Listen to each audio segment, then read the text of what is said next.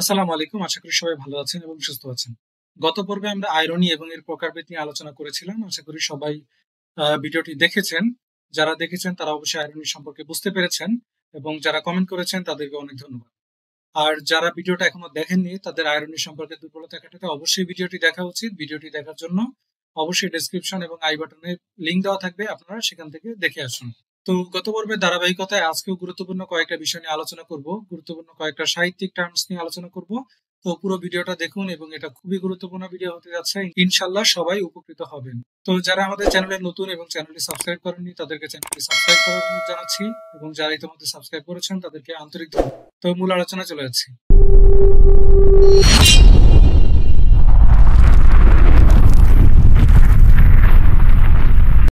তো আমরা প্রথমে যেটা শিখবো সেটা হচ্ছে অ্যালিটারেশন। অ্যালিটারেশন জিনিসটা কি একটু দেখি। অ্যালিটারেশন হচ্ছে is a literary device where a series of words begin with the same consonant sound. অর্থাৎ এক সিরিজ শব্দ থাকবে, অর্থাৎ ধারাবাহিকভাবে বেশ কিছু শব্দ থাকবে যেগুলো শুরু হবে একই কনসোনেন্ট সাউন্ড দিয়ে। অর্থাৎ একাধিক শব্দগুলো পাশাপাশি থাকবে এবং সেগুলো শুরুটা হবে একই কনসোনেন্ট দিয়ে। ক্লিয়ার হননি? ওকে ফাইন, ব্যাপার না, আমরা একটু উদাহরণগুলো দেখি তাহলে ক্লিয়ার হবে। Peter piper picked A pack of pickle papers. এখানে দেখুন, এখানে বেশ কিছু শব্দ আছে, প্রায় 6টা ওয়ার্ড আছে। প্রত্যেকটা ওয়ার্ডের প্রথম অক্ষরই কিন্তু পি দিয়ে শুরু। অর্থাৎ প্রত্যেকটা শব্দ, এখানে সিরিজ অফ ওয়ার্ডস বলা যায় এটাকে, প্রত্যেকটা শব্দই একই কনসোনেন্ট দিয়ে শুরু হয়েছে। তো এটাকে বলা হয় অ্যালিটারেশন। আবার দেখুন, she sells sea shells by the sea shore. এখানে দেখুন প্রত্যেকটা শব্দে এস দিয়ে শুরু হয়েছে এবং এটা হচ্ছে কনসোনেন্ট এবং এটাকে বলা হয় অ্যালিটারেশন। আবার দেখুন, টাইগার টাইগার বার্নিং ব্রাইট। তো এখানে দুইটা টি, এখানে দুইটা বি, দুইটাই কনসোনেন্ট দিয়ে শুরু হয়েছে এবং দুইটাই হচ্ছে অ্যালিটারেশন। তো আশা করি অ্যালিটারেশনটা বুঝেছেন। তো অ্যালিটারেশনের সাথে একটু পার্থক্য আছে, সেই জিনিসটা এটা হচ্ছে কনসোনেন্স। কনসোনেন্সটা কি জিনিস এখন আমরা দেখবো। কনসোনেন্স হচ্ছে is the repetition of consonant sounds specially at the middle or end of words, not at the beginning of words, unlike alliteration. অর্থাৎ অ্যালিটারেশনে কিন্তু আমরা দেখেছিলাম শব্দের শুরুতে মিল থাকে, অর্থাৎ শুরুতে কনসোনেন্ট গুলো রিপিটেশন হয়, কিন্তু কনসোনেন্সের ক্ষেত্রে কিন্তু শুরুতে হয় না, এটা মাঝে অথবা শেষে হয়। তো এই হচ্ছে মূল পার্থক্য। তো পার্থক্যটা তো বুঝলাম, এবার একটু উদাহরণ দেখি তাহলে আর একটু ক্লিয়ার হবো। He struck a streak of luck. এখানে দেখুন তিনটা শব্দের শেষে কে আছে, সাউন্ড গুলো সেম, অর্থাৎ কনসোনেন্ট সাউন্ডটা সেম রকম, একই রকম। দ্য লাম্পি বাম্পি রোড, এখানে দেখুন এমপি এমপি দুই জায়গায় সেম আছে। টাইগার টাইগার, এখানে টি টি আমরা কিন্তু দেখেছিলাম অ্যালিটারেশন, কিন্তু শেষের দিকে যখন দেখবো আর আর, সেখানে কিন্তু এটা অ্যালিটারেশন না, আরটা হচ্ছে গিয়ে কনসোনেন্স। মাঝে অথবা শেষে হলে সেটা consonance. Mike Mike Mike Mike likes his new bike. এখানে দেখুন তিনটা কে আছে মাঝে, তিনটা কেই হচ্ছে কনসোনেন্সের উদাহরণ।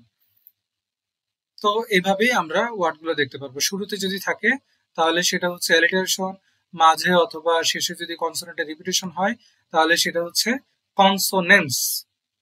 তো আশা করি কনসোনেন্স এবং অ্যালিটারেশন পার্থক্যটা বুঝতে পেরেছেন। তো এবার আমরা দেখব অ্যালিটারেশন এবং কনসোনেন্সের অনুরূপ আরো একটা ধরন, যেটার নাম হচ্ছে অ্যাসোনেন্স। এটা কি জিনিস সেটা আমরা দেখব। অ্যালিটারেশন এবং কনসোনেন্স দুইটাই কিন্তু কনসোনেন্ট নিয়ে আলোচনা করে বা কাজ করে। তো আমরা এখন যেটা দেখবো অ্যাসোনেন্স, এটা হচ্ছে ভাওয়েল নিয়ে আলোচনা করে, অর্থাৎ এটার কাজ হচ্ছে ভাওয়েল নিয়ে।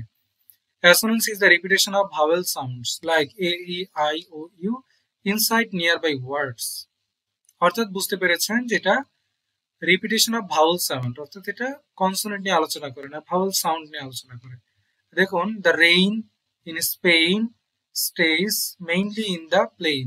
তো এখানে দেখুন প্রত্যেকটা এ একটা সুন্দর একটা ধ্বনি ব্যঞ্জন শুরু করেছে, এটাই হচ্ছে অ্যাসোনেন্স। আবার দেখুন, try to light the fire, I I. Chips and dips, দুইটা আই একই ধরনের উচ্চারণ। Surf and turf, no pain no gain. তো এগুলো সবগুলোই হচ্ছে ভাওয়েল সাউন্ডের রিপিটেশন, যার কারণে এগুলোর নাম হচ্ছে অ্যাসোনেন্স। তো আশা করি অ্যাসোনেন্স, অ্যালিটারেশন এবং কনসোনেন্সের বিষয়টা সবাই ক্লিয়ার হয়েছে। তো এবার আমরা আরো একটা গুরুত্বপূর্ণ জিনিস দেখবো, যেটার নাম হচ্ছে অ্যানাফোরা। তো অ্যানাফোরাটা কি জিনিস দেখি আগে সংজ্ঞাটা। Anaphora means starting several lines or sentences with the same words or phrase for emphasis or dramatic effect. অর্থাৎ অ্যানাফোরা হচ্ছে কয়েকটা লাইনের মধ্যে শুরুর ওয়ার্ড অথবা ফ্রেজ অর্থাৎ একাধিক ওয়ার্ড যদি একই থাকে সেটাকে অ্যানাফোরা বলা হয়। আরো ক্লিয়ার বোঝার জন্য উদাহরণটা দেখুন। We shall fight on the beaches. We shall fight on the landing grounds. We shall fight in the fields and in the streets. এখানে তিনটা সেন্টেন্সে দেখুন, তিনটা সেন্টেন্সের শুরুটাই কিন্তু একই ফ্রেজ দিয়ে। We shall fight, we shall fight, we shall fight. তো প্রত্যেকটা সেন্টেন্স বা একাধিক সেন্টেন্স যদি একই ধরনের ওয়ার্ড বা ফ্রেজ দিয়ে শুরু হয় সেটাকে বলা হয় অ্যানাফোরা। তো আশা করি আমরা বুঝেছি। তো আবার দেখুন, I have a dream that one day, I have a dream that my 4 little children, I have a dream today. এটা মার্টিন লুথার কিং এর একটা I have a dream নামক ভাষণ, যেখানে এই ফ্রেজটা তিনি বেশ কয়েকবার ব্যবহার করেছেন। তো এটাই হচ্ছে অ্যানাফোরা। কয়েকটা লাইনের শুরুতে যদি একই ওয়ার্ড বা একই ফ্রেজ থাকে তাহলে তাকে অ্যানাফোরা বলা হয়ে থাকে। তো আশা করি অ্যালিটারেশন, কনসোনেন্স, অ্যাসোনেন্স এবং অ্যানাফোরা এই বিষয়গুলো সবাই ক্লিয়ার হয়েছেন এবং বুঝতে পেরেছেন। তারপরে যদি কোনো প্রশ্ন থাকে অবশ্যই কমেন্ট বক্স খোলা রইলো, কমেন্টে করতে পারেন। ইনশাল্লাহ আমি উত্তর দেওয়ার চেষ্টা করব। আর ভিডিওটি যদি ভালো লাগে তাহলে অবশ্যই লাইক দিতে কার্পণ্য করবেন না, এবং আমাদের পরবর্তী ভিডিওগুলো দেখতে আমাদের চ্যানেলের সাথেই থাকুন। আর যারা এখনো সাবস্ক্রাইব করেন নাই দ্রুত সাবস্ক্রাইব করে নিন। তো ভালো থাকুন, সুস্থ থাকুন, ইনশাল্লাহ দ্রুত আবার নতুন কোনো ভিডিও নিয়ে আসবো। সেই পর্যন্ত ভালো থাকুন। আল্লাহ হাফেজ। আসসালামু আলাইকুম।